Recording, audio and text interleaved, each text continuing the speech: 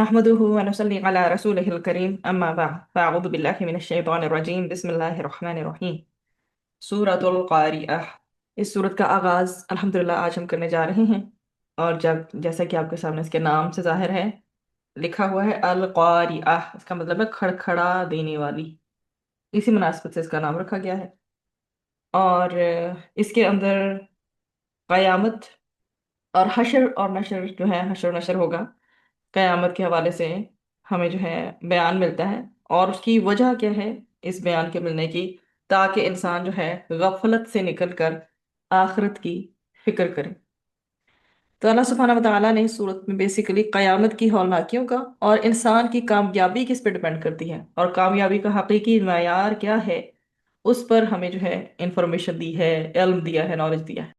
अल्लाह सुब्हानहू व तआला ने कुरान मजीद में कई सूरतें ऐसी नाज़िल फरमाई हैं जो इंसान को गफलत की नींद से जगाती हैं, दुनिया की हकीकत भी बताती हैं और आखिरत की तैयारी की तरफ भी मुतवज्जह करती हैं। तो इस सूरतुल क़ारिअह भी उन्हीं सूरतों में से एक सूरत है। मुख्तसर है, लेकिन इसके अंदर जो है, इसका जो अंदाज है, इसके अंदर जो क़यामत का ऐसा जलजला खेज मंजर जो है वो खींचा गया है कि इंसान का दिल जो है ना वो कांप उठता है, आंखें नम हो जाती हैं और इंसान अपने अंजाम के बारे में सोचने पर एक तरह से समझे मजबूर हो जाता है। तो बेसिक थीम इसका यही है कि क़यामत यकीनी है और साथ में ये भी बता दिया गया कि इंतहाई हौलनाक होगी। और उस दिन के निजात का म्यार किस बात को लिया गया है, आमाल को। जितने जिसके आमाल सालेह होंगे उतनी ज़्यादा उसके लिए आखिरत की मंजिलें आसान होगी, सक्सेसफुल बनेगा इंशाल्लाह। बिस्मिल्लाहिर्रहमानिर्रहीम।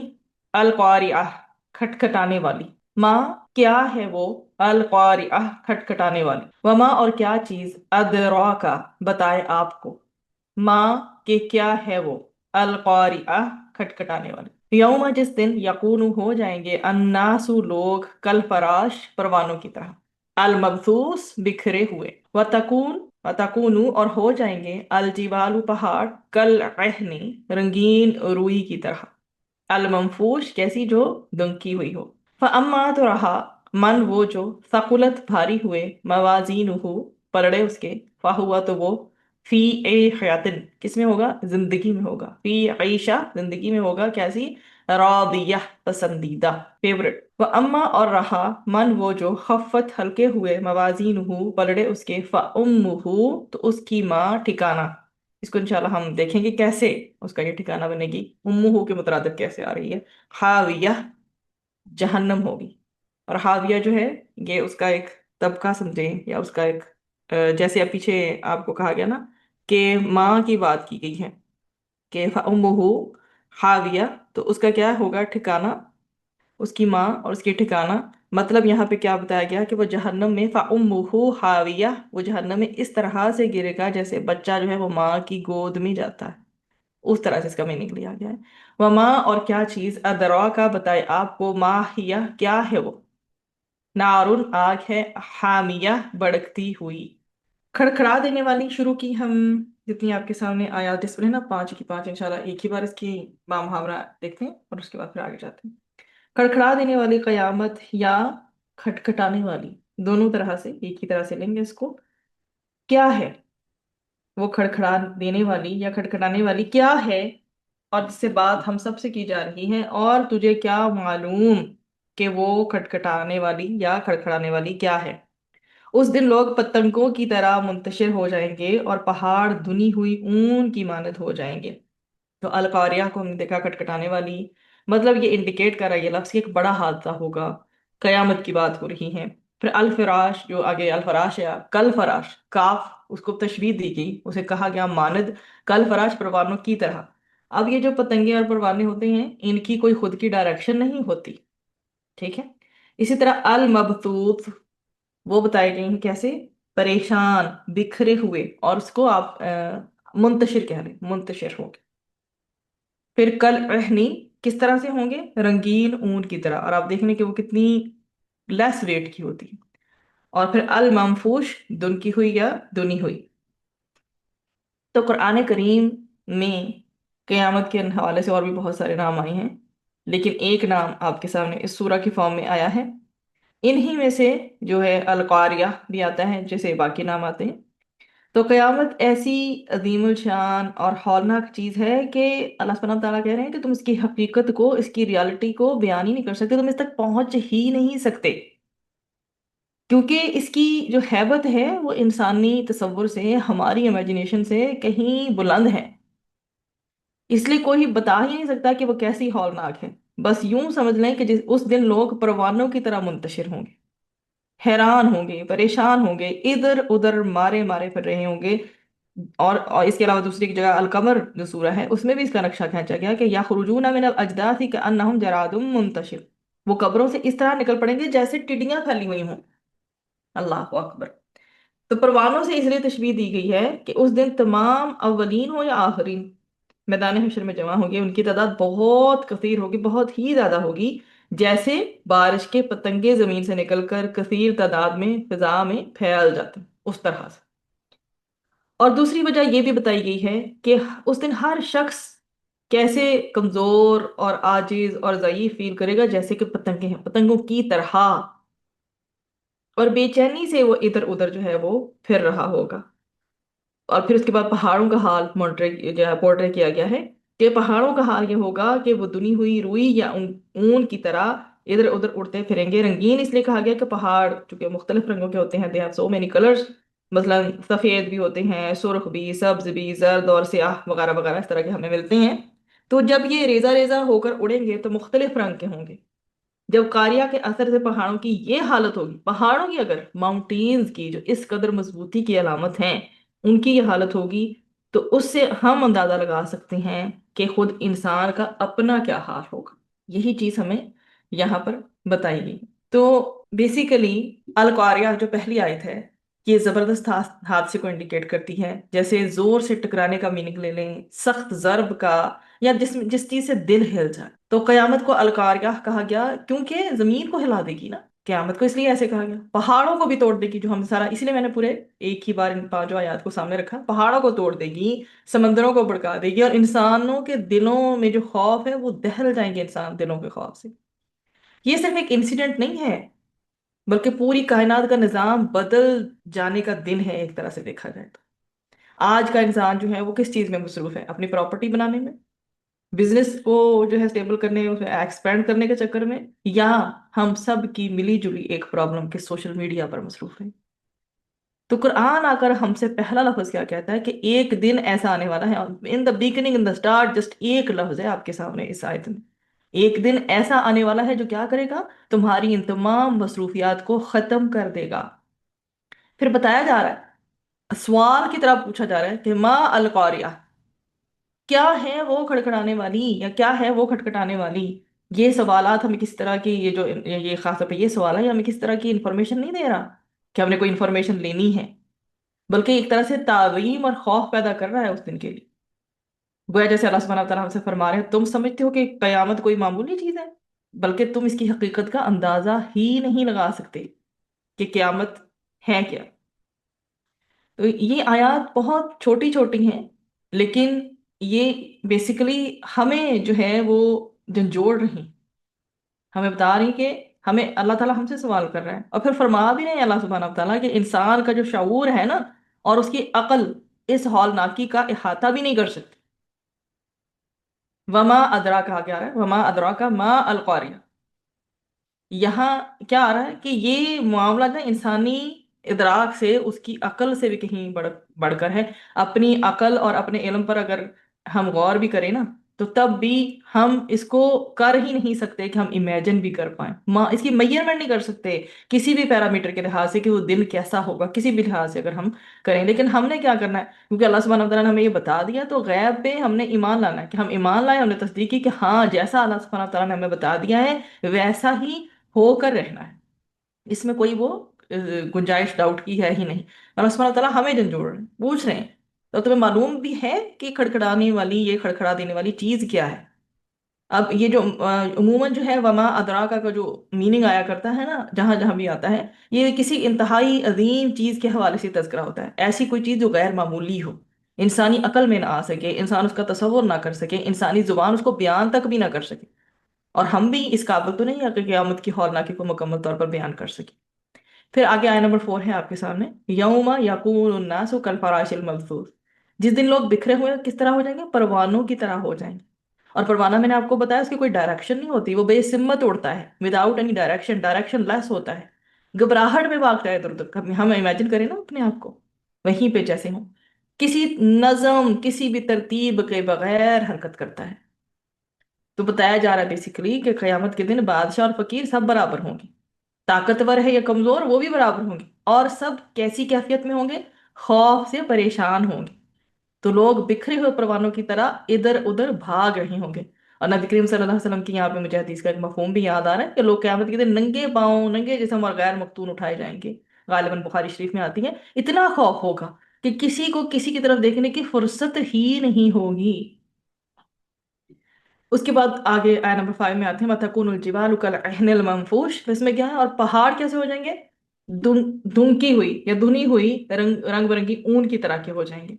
तो पहाड़ बेसिकली दुनिया की सबसे मजबूत चीजों में शुमार होते हैं, लेकिन क्यामत के दिन इनका क्या हाल होगा, टूट जाएंगे, रेजा रेजा हो जाएंगे, रुई की तरह उड़ने लगेंगे। जिस दिन पहाड़ बाकी ना रहें, इंसान की ताकत की क्या हैसियत होगी उस दिन। हम अपनी ताकत पर बहुत भरोसा करते हैं, मैं ये हूं, मैं वो हूं, मैं ऐसे मैं वैसे, लेकिन अल्लाह सुब्हानहू व तआला फरमा रहे हैं जब पहाड़ भी नहीं बचेंगे तो तुम कैसे बचोगे। तो हमें बचाने के लिए हमारे अमाल ही हैं जो हमें बचा सके, लेकिन उससे भी पहले अल्लाह सुब्हानहू व तआला की रहमत। तो फिर अल्लाह से मांगना चाहिए, अल्लाहुम्मा हासिबना हिसाबन यसीरा।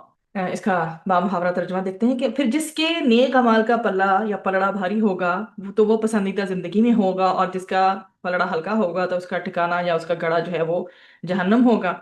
और तुझे क्या मालूम वो क्या है, वो दहकती हुई आग है। तो उम्मुहु में उसका ठिकाना मतलब उसकी माँ का जिक्र किया गया। और हाविया जो है वो दोजख के एक दर्जे का नाम है, यहाँ बस एक घड़ा कंसीडर कर लें। और हामिया जो है वो दहकती हुई जलती हुई। जो हुम्मा है बुखार जो हमें होता है ना हुम्मा, उसका भी रूट यही है। ठीक है। अब इन पूरी आयत को कलेक्टिवली देखते हैं फिर इंशाल्लाह वन बाय वन।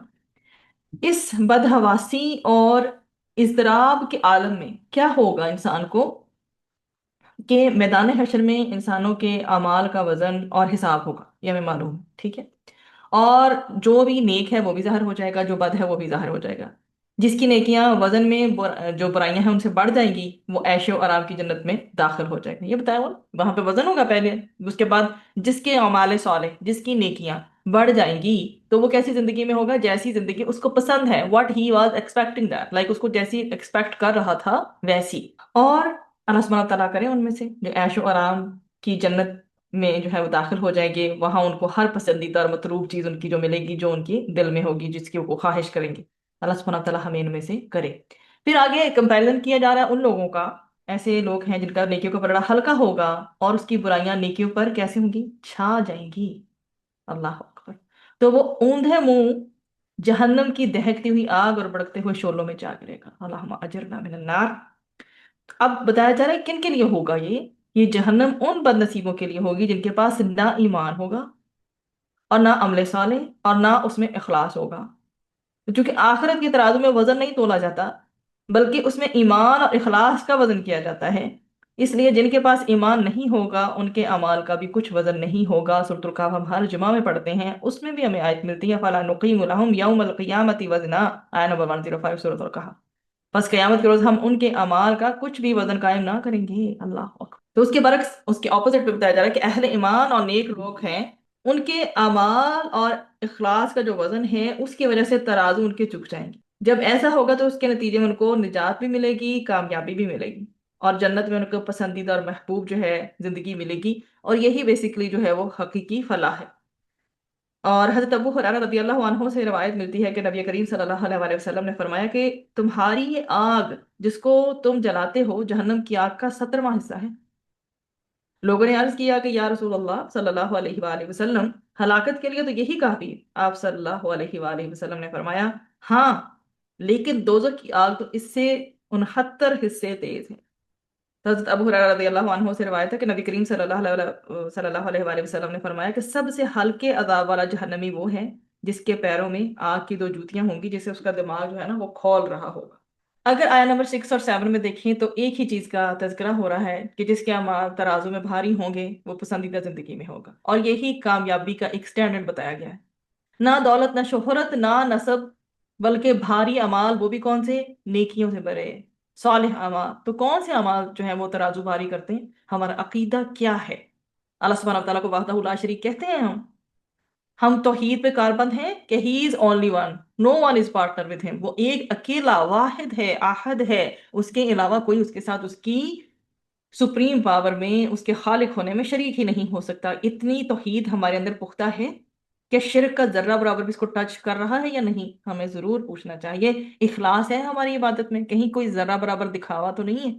हमारी जो इबादत हैं, नमाज है, कि हम अहसन तरीके से अदा करने की कोशिश करते हैं जिसमें खुशू और वुदू हो, उसके लिए बेहतरीन तहारत का अहतमाम करते हैं। हमें यकीन है कि वुजू वाले अदा उस दिन चमकेंगे जैसे कि लाइट्स लगी हों इनके अंदर। और हमें यकीन है नमाज अदा करते हुए कि मेरी इन सातों हड्डियों को जो सजदा करती हैं नमाज के दौरान, इनको जहन्नुम की आग छू नहीं सकेगी। तो हमारा लेवल ऑफ जो अदायगी होगी नमाज की वो क्या होगा? लेवल ऑफ प्रेइंग क्या हमारा होगा? हमारा फोकस का क्या आलम होगा अगर हम सोचें तो? फिर रोजा, रोजा हम रख तो लेते हैं भूखा रहने के लिए, क्या हम हर गुनाह से बचने का रोजा भी रखते हैं? क्या पूरा during the time period of रोजा हम पूरे तकवा पे कारबंद रहते हैं कि हमारे बॉडी पार्ट्स जो हैं जितने भी, उनमें से किसी एक से भी कोई खता सरजद ना हो जाए, हमारी जुबान में से कोई ऐसा लफ्ज ना निकल जाए जो हमारे रोजे को खराब कर दे? और यकीन करें, मैं आपको बताऊं, अल्लाह सुब्हानहू व तआला हमें अच्छा रोजा रखने वाला बनाए। लेकिन जब हम रोजे के अहकामात को पूरा नहीं करते ना, तकवा का ध्यान नहीं रखते, जो अल्लाह सुब्हानहू व तआला ने हमें कहा कि ऐसे बनो रोजे में, अगर अल्लाह की खातिर हम हर बहस को नहीं छोड़ते, ठीक है, फौरन जजमेंटल नहीं हो जाते, फौरन के फौरन रोक टोक नोक वगैरह जो भी, और नेगेटिव, लाइक जो रोजी में चीजें रिक्वायर्ड है कि हर किस्म की नेगेटिविटी और हर गलत चीज से तो बचना है, तकवे को बढ़ाना है, अल्लाह सुब्हानहू व तआला को राजी करना है। जैसे खाने पीने से रोजा रखा हुआ है कि नहीं खाना मगरिब तक, ऐसे ही हर गुनाह से भी तो बचना जरूरी है ना। मतलब हम अपने बातिन को क्लैरिफाई नहीं कर पाते, हमने ज़ाहरी रोजा रखा होता है। अल्लाह सुब्हानहू व तआला हमें वो रोजा रखने की तौफीक अता फरमाए जिसे अल्लाह सुब्हानहू व तआला फरमाते हैं ना कि रोजा मेरे लिए है और मैं इसका अजर दूंगा। तो जब हम आखिरत में अल्लाह से मिले तो अपने इस रोजे के अजर को देख के हम हैरान भी रह जाएं और खुश भी हो जाएं। फिर हमारी तिलावत, क्या हम रोज की, लाइक ज्यादा नहीं तो क्या हम 2 या 3 आयतें भी तिलावत करते हैं? क्योंकि सूरतुल खलास तो सबसे छोटी सूरा है और सूरतुल कौसर हमें छोटी मिलती है। क्या हमने आदत बनाई हुई है रोज तिलावत की? इसके अलावा अखलाक, हमारे अखलाक में सच्चाई है थ्रू आउट? नबी करीम सल्लल्लाहु अलैहि वसल्लम सादिक और अमीन थे, क्या हम अपनी जिंदगी में यह दावा कर सकते हैं कि हम चले अमीन ना कहें, सादिका हैं, हम सादिक हैं? हमें सोचने की जरूरत है कि हमारे अंदर सच्चाई है, हम हुस्न सलूक का मुजाहरा करते हैं हर वक्त, हमारे अंदर सब्र है, या हम सारा कुछ बोलने के बाद फिर कहते हैं हाँ अब मैं सब्र कर रही हूँ? और फिर हकूकुल इबाद अगर हम देख लें तो वालिदैन की खिदमत, लोग जो हैं हमसे वाबस्ता जो भी लोग हैं, क्या हम उनके लिए बेहतरीन हैं? बहुत ही खूबसूरत एक कोट कल नजर से गुजरा कि जो अपने खानदान अपने घर वालों के लिए बेहतरीन ना होना, तो कोई गैर भी उससे बेहतरीन होने की उम्मीद ना रखे। अल्लाह अकबर। नबी करीम सल्लल्लाहु अलैहि वसल्लम ने जो हमारे लिए ट्रेंड सेट किया ना, उनसे बेहतर कोई चीज हो नहीं सकती। और मफहूम मिलता है मेरे ख्याल से सुनन नबी दाऊद की हदीस है कि रसूल करीम सल्लल्लाहु अलैहि वसल्लम ने फरमाया कि क़यामत के दिन मैदान में हुस्न अखलाक से ज्यादा भारी कोई चीज होगी ही नहीं। तो हुस्न अखलाक बहुत बड़ी चीज है जिसके बारे में कह दिया गया कि हुस्न अखलाक से ज्यादा भारी कोई चीज नहीं होगी। हम रोज अपने आप को जरूर सेल्फ एनालिसिस के थ्रू पूछें, मैंने अपने लिए क्या मीज़ान या क्या क्राइटेरिया तैयार किया हुआ है? मैं रोजाना नेकियों का जखीरा जमा कर रही हूँ, या मेरी आदत ये हो गई है मैं छोटी छोटी नेकियों को भी हकीर समझने लगी? तो कामयाब, क्या बताया गया नायात में, वो नहीं है जिसके पास ज्यादा अमाल हो, बल्कि वो है जिसका मीज़ान भारी हो। और मीज़ान कैसी भारी होना? नेक अमाल के साथ, तब उसे मिलनी है ये मनचाही जिंदगी। उसके बाद फिर जो है आगे हमारे पास आया है, आया नंबर 8 और 9। इसमें क्या बताया जा रहा है कि जिसके अमाल हल्के होंगे उसका ठिकाना क्या होगा? हाविया होगी। तो यहाँ पनाहगाह और ठिकाना के माने में मतलब क्या बताया जा रहा है कि उसका ठिकाना जहन्नम होगा। तो इंसान सोचता नहीं है कि हर गुनाह जो है मीज़ान को हल्का कर रहा है। आप ये देखें ना, वह अम्मा मन खफ्फत मवाजीनुहु, वो सोच, हम सोचते ही नहीं है कि हमारा हर गुनाह जो है हमारे मीज़ान को हल्का कर रहा है। हमें नेकियों को ज़ाया नहीं करना, नेकियां करने के बाद संभालना भी है उनको। सबसे ज्यादा हमें जिस चीज से पनाह मांगने की जरूरत है वो है गीबत। अल्लाह सुब्हानहू व तआला हमें गीबत करने से बचाए। और फिर बाकी भी इसके अलावा जो भी रियाकारी, जुल्म, हुकूकुल इबाद में जो भी कमियां हमसे रह जाती हैं, अल्लाह सुब्हानहू व तआला उनको माफ फरमाए और हमें बेहतरीन तौर पर हुकूकुल इबाद हो या हुकूकुल्लाह हो, उनको अदा करने की तौफीक अता फरमाए। तो हमें सिर्फ नेकियां जमा नहीं करनी, बल्कि जो की हुई नेकियां हैं उनको भी बचाना है। वो तभी हो सकता है जब तौबा हमारा मामूल हो रोज का, हम किसी का हक ना मारें और रियाकारी दिखावे से भी बचें। کیا بتاتی ہیں یہ آیات ہمیں کہ صرف نیک اعمال کافی نہیں، ان کی حفاظت کرنا بھی ضروری ہے تاکہ ہم جہنم کا نوالا نہ بنے انشاءاللہ آمین۔ پھر آخری 2 آیات، وما ادراک ما ہی نار حامیہ، اور تم کیا جانو کہ کیا ہے وہ دہکتی ہوئی آگ ہے۔ تو اللہ سبحانہ وتعالیٰ یہاں پہ شدت بیان کر رہے ہیں جہنم کی، کیسی ہے وہ، یہ کوئی معمولی آگ نہیں ہے بلکہ انتہائی شدید اور بھڑکتی ہوئی آگ ہے۔ اور میں نے آپ کے سامنے ذکر کر دیا کہ دنیا کی جو آگ ہے، جہنم کی آگ کے 70 حصوں میں صرف ایک حصہ ہے۔ تو مومن کا جو اللہ سبحانہ تعالیٰ کے ساتھ ریلیشن شپ ہوتا ہے نا، میرا اور آپ کا، ہم سب کا، وہ اللہ کے ساتھ رحمت کے ساتھ ساتھ ایک تو ہم اللہ کو مانتے ہیں کہ اللہ سبحانہ تعالیٰ مرسیفل ہے، تو ہم پہلے دن سے، پہلے ٹائم سے جب سے قرآن پڑھنا شروع کیا ہم تو کہہ رہے ہیں بسم اللہ الرحمن الرحیم، اللہ سبحانہ تعالیٰ کے مرسیفل ہونے، اللہ تعالیٰ کے رحیم ہونے پہ تو کوئی ڈاؤٹ ہی نہیں ہے ہمیں۔ لیکن اس رحمت کے ساتھ ساتھ اللہ تعالیٰ اپنے عذاب سے بھی ڈراتا ہے کہ ڈرو اس عذاب سے، تاکہ توازن برقرار رہ سکے، نہ صرف امید نہ صرف خوف، بوتھ آف دا تھنگس، دونوں کا توازن ریکوائرڈ ہے ہماری لائف سے۔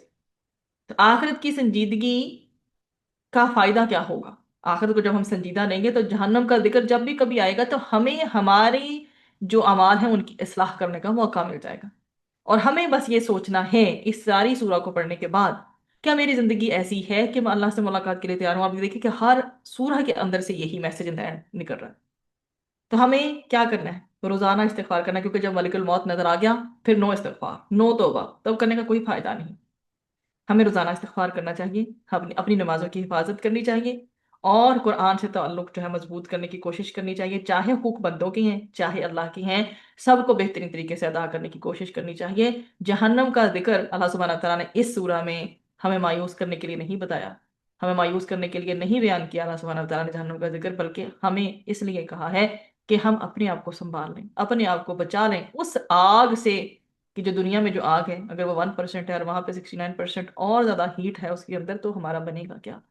تو اللہ سبحانہ وتعالیٰ ہمیں بچائے اس بات سے کہ ہم بے یقین ہوئے بیٹھے ہیں قیامت کے بارے میں۔ قیامت یقینی ہے، ہمیں جس چیز کو یقین جس پہ نہیں رکھنا وہ دنیا ہے، دنیا عارضی ہے، اور ایٹ دا سیم ٹائم دارالعمل بھی ہے۔ یہاں پہ جو ہم نے کرنا ہے وہی ہم نے آخرت میں پانا ہے، جو آج یہاں بوئیں گے وہاں وہی کاٹیں گے۔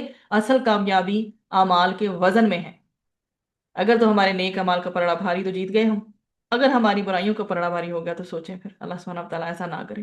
اور حسن اخلاق کو ہم نے دیکھا میزان کو بھاری کرتا ہے، اور حقوق العباد بہت اہم ہیں۔ جب تک ہمیں وہ بندہ معاف نہ کر دے جس کے حق میں کوئی حق تلفی کی ہم نے، تب تک تو اللہ سبحانہ و تعالیٰ بھی معاف نہیں کریں گے، اس لیے اس بندے سے بھی معافی ریکوائرڈ ہے جس کا ہم نے دل توڑا ہو، دل خراب کیا ہو۔ تو ہر چھوٹی نیکی ہے یا بڑی نیکی ہے وہ قیمتی ہے، اور توبہ کا دروازہ بھی اللہ سبحانہ وتعالیٰ نے ہر وقت ہمارے سامنے کھول کے رکھا ہے۔ اور اللہ سبحانہ وتعالیٰ جو آخرت کی اس پارے میں ہے، جہاں کہیں بھی اللہ تعالیٰ آخرت کی تیاری کا حکم دیتے ہیں نا، اس کا سب سے بڑا مقصد بھی یہی ہے کہ انسان آخرت میں ہار نہ جائے، جیت جائے۔ تو ایک دن جو آنے والا ہے جس دن زمین بھی ہل جائے گی، پہاڑ اتنے مضبوط ہیں اڑ جائیں گے، انسان پریشان و حیران کھڑے ہوں گے، اور صرف ایک چیز فیصلہ کرے گی کہ انسان جنت میں جائے گا یا جہنم، وہ ہوگا اس کا میزان۔ تو اللہ سبحانہ وتعالیٰ ہمیں توفیق عطا فرمائے کہ اپنی نمازوں کو بہترین ادائیگی کے موڈ پہ لے کے آئیں، قرآن سے تعلق اسٹرانگ کریں، اور جس کے بھی حقوق ہمارے ذمہ ہیں اچھے طریقے سے ادا کریں، اور لوگوں کو معاف کر دیں، لوگ ہمیں بھی معاف کر دیں، ہمیں جہاں کہیں کوتاہی ہو ہمیں ان سے معافی مانگ لینی چاہیے، اس سے کوئی چھوٹا نہیں ہو جاتا، اللہ کے ہاں سیکیور ہو جائیں، یہ سب سے بڑی بات ہے۔ اور نیک اعمال کا ہم نے ذخیرہ انشاءاللہ جمع کرنا ہے اپنے پاس، کیونکہ جب القاریہ آئے گی نا تو عمل کا وقت ختم ہو چکا ہوگا اور حساب کا وقت شروع ہو چکا ہوگا۔